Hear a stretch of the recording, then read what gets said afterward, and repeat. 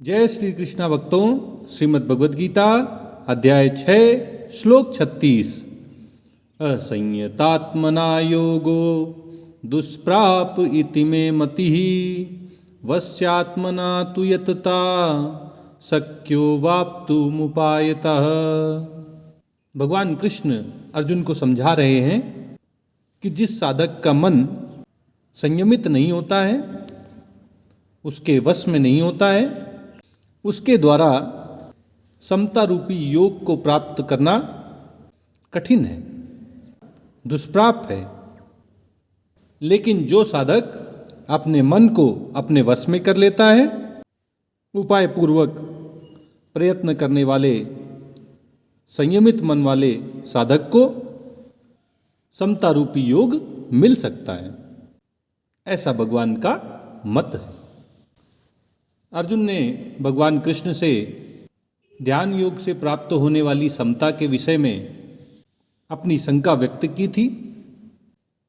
अर्जुन ने कहा था कि हे प्रभु, मन चंचल है, प्रमथनशील है, बलवान है और दृढ़ है, इसलिए मैं ध्यान योग के द्वारा प्राप्त होने वाली समता की स्थिति को स्थिर नहीं मानता हूँ। भगवान कृष्ण अर्जुन की इस शंका का समाधान कर रहे हैं। भगवान ने अर्जुन की इस शंका को दो भागों में विभाजित कर दिया है। पहला कि मन को उसकी चंचलता के कारण, उसकी प्रमथनशीलता के कारण, उसके बलवान होने के कारण और उसके दृढ़ होने के कारण वश में करना कठिन है, दुष्कर है। इस समस्या के समाधान के भगवान ने दो उपाय अर्जुन को बताए। पहला अभ्यास और दूसरा वैराग्य।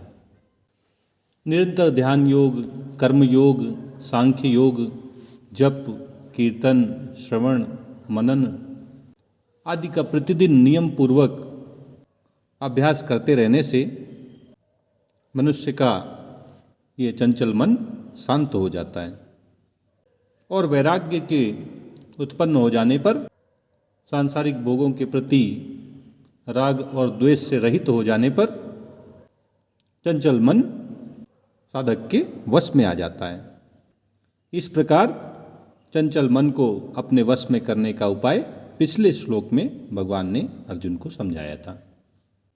अब इस श्लोक में भगवान अर्जुन की दूसरी समस्या का समाधान कर रहे हैं कि वह ध्यान योग के द्वारा प्राप्त होने वाली समता की स्थिर स्थिति को नहीं मानता है। इसका समाधान करते हुए भगवान कहते हैं कि जिस साधक का मन उसके वश में नहीं होता है, सांसारिक भोगों के पीछे दौड़ता रहता है, इंद्रिय तृप्ति के साधनों में लगा रहता है, भौतिक ऐश्वर्यों की प्राप्ति में प्रयासरत रहता है, ऐसे साधक के लिए ध्यान योग के अभ्यास द्वारा समता की प्राप्ति बड़ी मुश्किल है, दुष्प्राप है। असंयमित मन वाले साधक को ध्यान योग से समता रूपी योग की प्राप्ति होना बड़ा कठिन है। और भगवान अर्जुन के सामने अपना मत रखते हुए कहते हैं कि जिस साधक का मन उसके वश में होता है, जो अपने मन को संयमित कर लेता है और जो साधक अपने मन को वश में रखने का प्रयत्न करता रहता है, यत्न में लगा रहता है, जो अपने मन को वश में करने के लिए उपाय करता रहता है, ऐसे उपाय पूर्वक यत्न करने वाले साधक को समता रूपी योग की प्राप्ति हो सकती है। उसे ध्यान योग के द्वारा समता रूपी योग मिल सकता है, ऐसा भगवान का मत है। इस प्रकार भगवान कृष्ण अर्जुन के माध्यम से हम सबको ये उपदेश दे रहे हैं कि अगर हम ध्यान योग के अभ्यास के द्वारा समता रूपी योग की प्राप्ति करना चाहते हैं, अगर हम चाहते हैं कि हमें आत्म साक्षात्कार हो जाए, हमें भगवत प्राप्ति हो जाए, तो हमें अपने मन को अपने वश में रखना चाहिए। मन को वश में रखने के लिए उपाय पूर्वक प्रयत्न करना चाहिए।